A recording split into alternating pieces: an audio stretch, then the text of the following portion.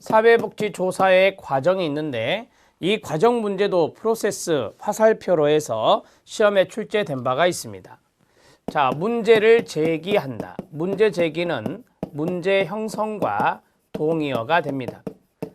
자, 문제 제기가 끝나면 가설을 설정하고 그 다음에 가설 설정이 끝나면 조사 설계, 조사 디자인을 하고 조사 디자인이 끝나면 자료 수집을 하고 그 다음 자료 분석과 해석을 하겠죠.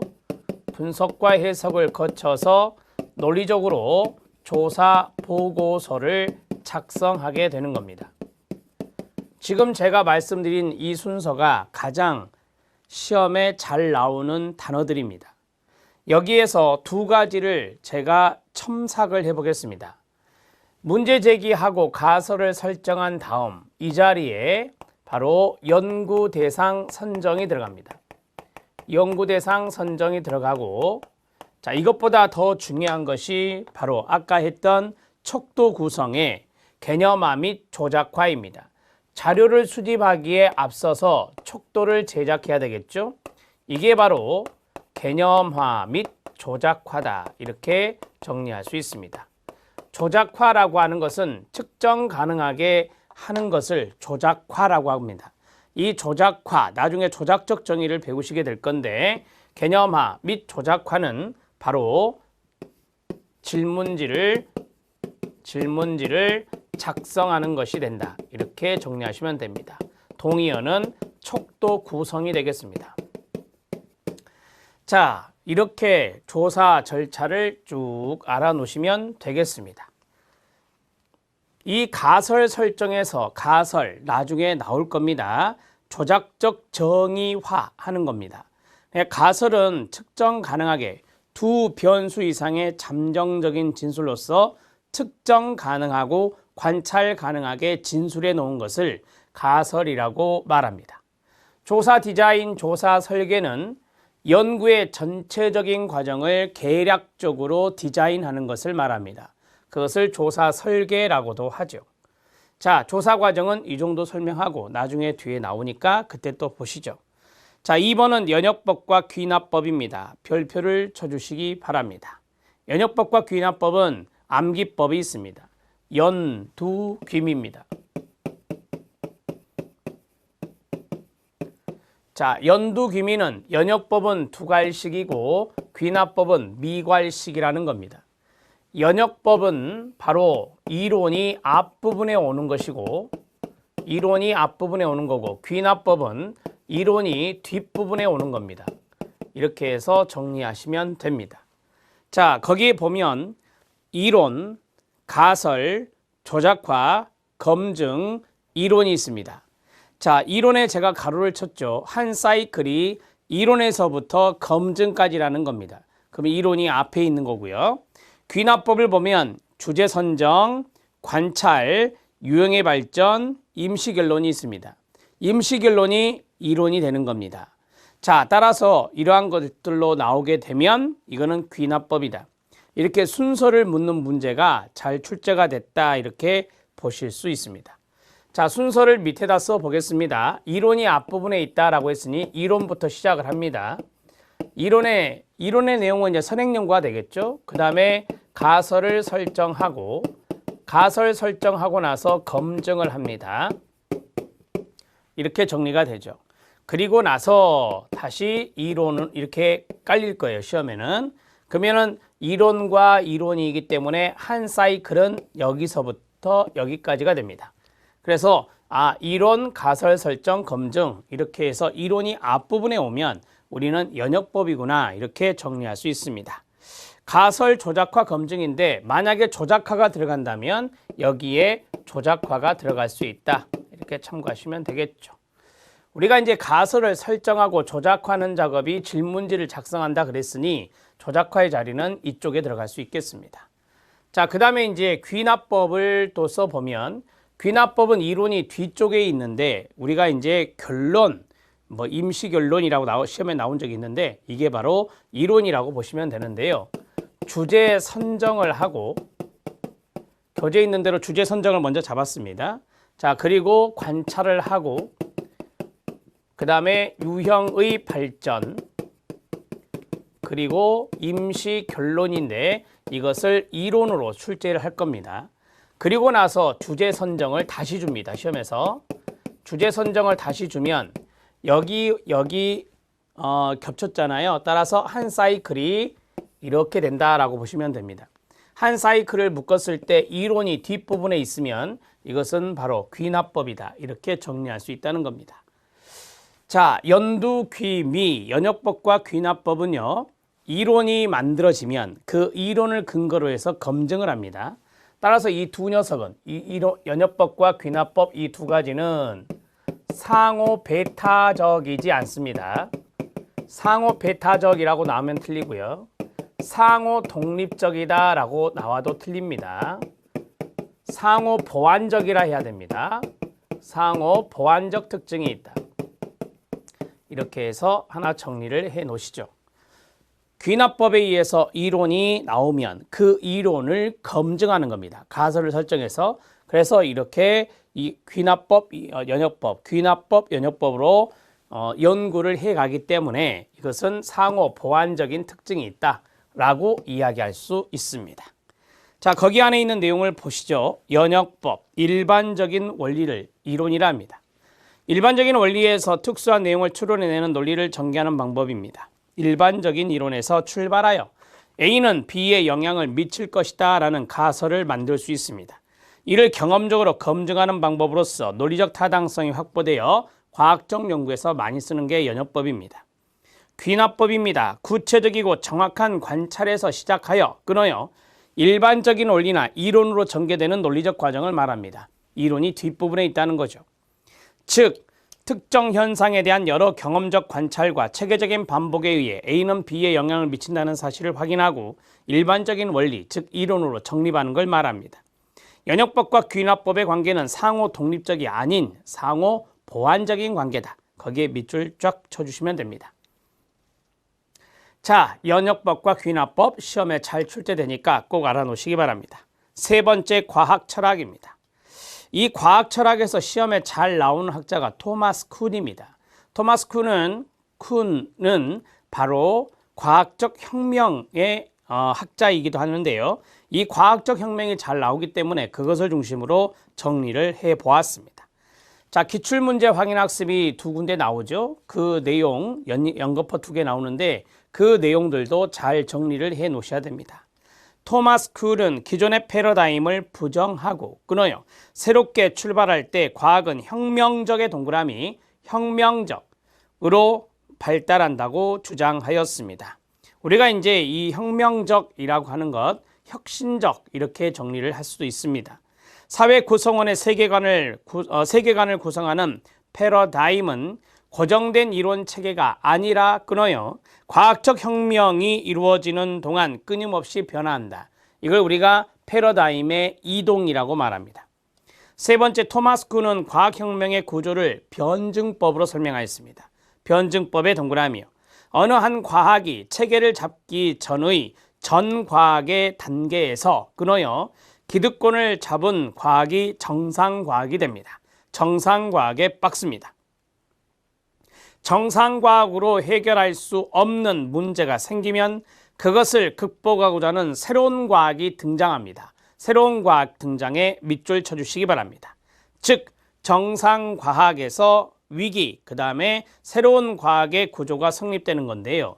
이 정상과학을 바를 정, 그 다음에 위기를 돌이킬 반, 그 다음에 이 두 가지의 장단점을 보완하는 그러한 것들이 바로 새로운 과학이 되겠죠. 이걸 합이라고 해서 정반합의 원리인 변증법으로 설명하고 있는 게 토마스 쿤의 과학적 혁명입니다. 새로운 이론도 영원히 완벽하지 않는 한 또 다른 위기에 의해 새로운 과학으로 변하게 되는데요. 이게 바로 변증법 패러다임의 역사적 활용이라고 말합니다.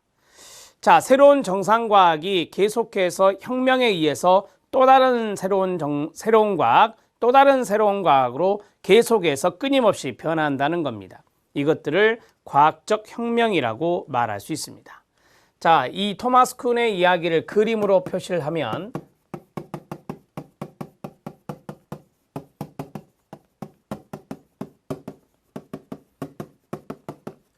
자, 혁명이라는 단어가 나왔죠. 우리가 이제 토마스 쿤의 과학적 혁명의 첫 번째, 이것을 우리가 전과학이다 이렇게 말합니다. 앞전자를 써서 전과학이고, 자, 이것이 혁명에 의해서 정상과학이 됩니다. 혁명에 의해서 정상과학이 됩니다. 이 정상과학은 또 혁명에 의해서 새로운 과학이 됩니다.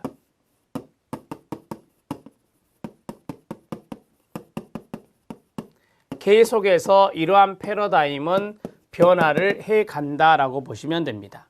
물론 이 자리에는 항상 혁명이 들어가죠. 우리는 이 박스를 일종의 패러다임이라고 말할 수 있습니다. 그 패러다임은 계속해서 변화되고 있죠. 1번, 패러다임의 이동입니다. 2번, 혁명에 의해서 변화됩니다. 혁명에 의해 변화됩니다. 자, 세 번째는 제가 파란색으로 정상과학에 발을 정자를 쓰고, 자, 여기에 이제 위기가 되는 거죠. 이게 위기가 되는 건데 그 위기를 우리가 돌이킬 반자라고 쓸 수 있고 새로운 과학을 합의라고 쓸 수 있습니다. 이런 것들을 변증법적 원리라고 하죠. 변증법적 원리입니다. 이렇게 정리하시면 됩니다. 자, 이러한 내용이 바로 여러분 전공서적에 나와 있습니다. 토마스 쿤의 이야기를 해드렸습니다. 기출문제 확인학습을 잠깐 보시죠. 사회과학의 패러다임이 폐기되는 경우에는 폐기의 동그라미요, 자연과학의 패러다임에 비해 흔하지 않다라고 했습니다. 쉽게 말하면 사회과학의 패러다임은 잘 폐기가 되지 않는다는 겁니다. 이건 뒤에서 사회과학과 자연과학의 차이점에서 보시면 압니다. 한 시기에 여러 개의 패러다임이 공존할 수도 있습니다. 당연한 거 아닙니까? 과학적인 세계관은 한 시기에 여러 개의 패러다임이 공존할 수도 있는 겁니다. 쿤은 패러다임의 변화를 끊어요. 점진적인 것이 아니라 혁신적인 것으로 본다라고 했습니다. 제가 앞에서 이 혁명이라고 하는 단어, 이 단어가 바로 혁신이다 이렇게 정리를 해드렸죠.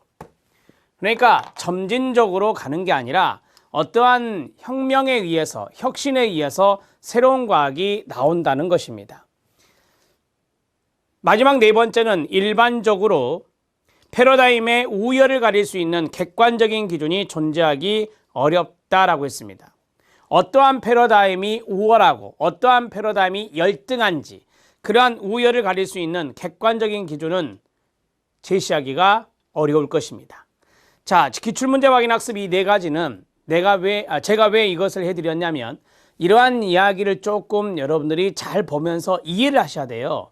시험에 나왔던 지문들은 한 번 더 곱씹을 필요가 있다 이 말입니다. 첫 번째 요점은 뭐냐? 사회과학의 패러다임 폐기는 자연과학보다는 드물다라고 하는 거고, 그 다음에 한 시기에 여러 가지의 패러다임이 공존할 수 있다는 거고, 그 다음 세 번째, 토마스 쿤은 혁신에 의해서 패러다임의 변화가 일어난다고 본 것이고, 마지막은 패러다임이 여러 개의 패러다임이 있는데 그 패러다임의 우월과 열등을 구분하는 객관적인 기준은 어렵다. 객관적인 기준을 찾기는 어렵다. 이렇게 보시면 됩니다. 자, 기출문제 확인학습을 두 번째 걸 보면 패러다임 이야기를 많이 했는데요. 패러다임의 내용을 잠깐 보시죠. 같은 시대의 학자들, 동시대의 학자들이 공통적으로 가지고 있는 신념체계를 말합니다. 그러니까 이 시기 때 과학자들이 가지고 있는 신념체계, 이 시기에 과학자들이 가지고 있는 신념체계, 이 시기 때 가지고 있는 과학자들의 신념체계를 바로 패러다임이다 이렇게 말한다는 겁니다. 개별 이론들이 도출되기 위해 필요한 일종의 거시적인 관점으로 어떤 현상에 대한 구체적인 설명이나 이론을 만들기 이전에 현상에 대한 시각을 조직화하는 틀을 말합니다.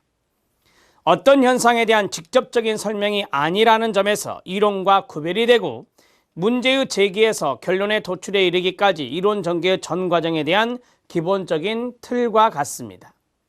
자, 여기 보면 조직화하는 틀, 시각을 조직화하는 틀이라고 했는데 그 시각이 일종의 세계관이에요. 그러니까 과학자들의 세계관이 있는데 그 과학자들의 세계관이 조직화되는 틀이 있을 거다. 그게 바로 패러다임이다 이 말입니다. 더 쉽게 말하면 그 시대의 과학자들의 신념체계를 말한다. 이렇게 생각하고 넘어가시면 됩니다. 후기 실증주의입니다. 여기서 중요한 거는 실증주의입니다. 우리는 뒤에서 실증주의, 그 다음에 해석주의 이런 걸 배우실 거예요. 실증주의, 해석주의가 있는데 실증주의는 양적인 연구를 측정하는 거고 그 다음에 여기는 질적인 연구를 하는 방법을 말합니다. 우리가 여기에서 객관적인 것을 중시한다면 여기는 바로 주관적인 것을 중시한다. 이렇게 연구자의 주관적인 걸 중시한다. 이렇게 볼 수 있습니다. 자, 실증주의가 중요한 단어예요. 지금 거기에 후기 실증주의가 있습니다. 후기 실증주의. 자, 이 해석주의가 있는데 해석주의는 맨 아래에 있는 포스트 모더니즘 패러다임과 연관성이 있습니다. 포스트 뭐뭐 후에 포스트 모더니즘 패러다임과 연관성이 있는 것이 바로 해석주의다. 이렇게 정리를 하시면 됩니다. 이건 나중에 또 정리해 드릴 겁니다. 후기 실증주의 1번 별표 1번이 시험에 나왔던 지문입니다. 후기 실증주의는 비합리적인 인간의 행동조차도 끊어요 합리적으로 연구하는 것이 가능하다고 가정한다 라고 했습니다. 여러분 그 합리적이란 말과 약간 유사한 단어가 객관적이라고 하는 겁니다. 객관적으로 연구하는 것이 가능하다 이렇게 생각하셔도 된다는 겁니다. 관찰과 측정이 순수하게 객관적일 수 없음을 인정합니다. 여러분 이 관찰이라고 하는 것이 있잖아요. 관찰이라고 하는 것은 연구자의 주관이 들어가거든요. 따라서 관찰과 측정이 순수하게 객관적일 수는 없다. 이렇게 인정하고 들어가는 게 후기 실증주의입니다. 다만 가로 객관성, 정확성, 일반 법칙화를 강조합니다. 이게 바로 이제 양적 연구에서 강조하는 것들이죠. 여전히 비객관적인 영향의 최소화를 강조합니다. 그러니까 비객관적인 영향이라는 것을 다른 말로 하면 주관적인 영향을 말하는 건데 그 주관적인 영향을 최소화하고자 하는 것이 바로 후기 실증주의다 이 말입니다. 또한 보편적 법칙을 입증하려는 시도 대신 어떤 조건 하에서 개념과 가설이 검증되는지를 조사합니다. 가치나 이데올로기 영향을 줄일 수 있는 논리적인 장치와 관찰 기법을 활용할 수 있다고 믿습니다. 기본적으로 구조화된 양적 연구 방법을 선호하면서 끊어요 질적 방법을 사용하기도 합니다. 자, 후기 실증주의는 제가 양적 객관적인 걸 측정한다라고 했죠. 이 후기 실증주의 같은 경우에서는 혼합 방법이란 거 들어보셨죠? 즉 양적 연구를 선호합니다.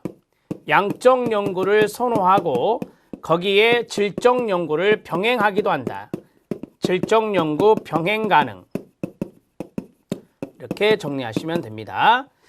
자, 포스트로 갈수록 그러니까 모더니즘 시대 때는 양적 연구를 이제 선호했었고요. 포스트 모더니즘 때는 해석주의, 질적 연구 방법, 주관적인 방법을 강조했었는데 후기로 갈수록 질적 연구 방법도 병행할 수 있다라고 봤습니다. 우리가 이거 두 가지를 같이 하는 걸 뭐라고 하죠? 혼합적인 연구 방법이라고 하죠. 혼합적인 연구 방법도 시험에 잘 출제가 되고 있습니다. 자, 이제 참고해야 될 것이 하나 나와요. 비판 사회과학적 패러다임, 비판의 동그라미요. 이걸 갈등 패러다임이라고도 하는데요. 기존 사회 질서의 변화를 추구합니다. 기존 사회 질서, 거기에 비판을 가해요. 비판을 가하면서 우리가 이제 갈등주의 시각을 갖는 사람들이 대개 기존 사회 질서에 대해서 비판을 많이 하죠. 자, 그것을 하는 이유가 뭐냐? 기존 사회 질서를 변화시키기 위한 거예요. 변화의 동그라미. 사회적 조건을 계몽하고 변화시키고 그 말이에요. 사회의 구조적 문제를 발견하고 권력관계를 분석하는 방법을 취하는 것이 비판 사회과학적 패러다임이라고 말합니다. 비판 사회과학적 패러다임은 사회의 변화를 추구하는 것이다. 이렇게 생각하시면 됩니다.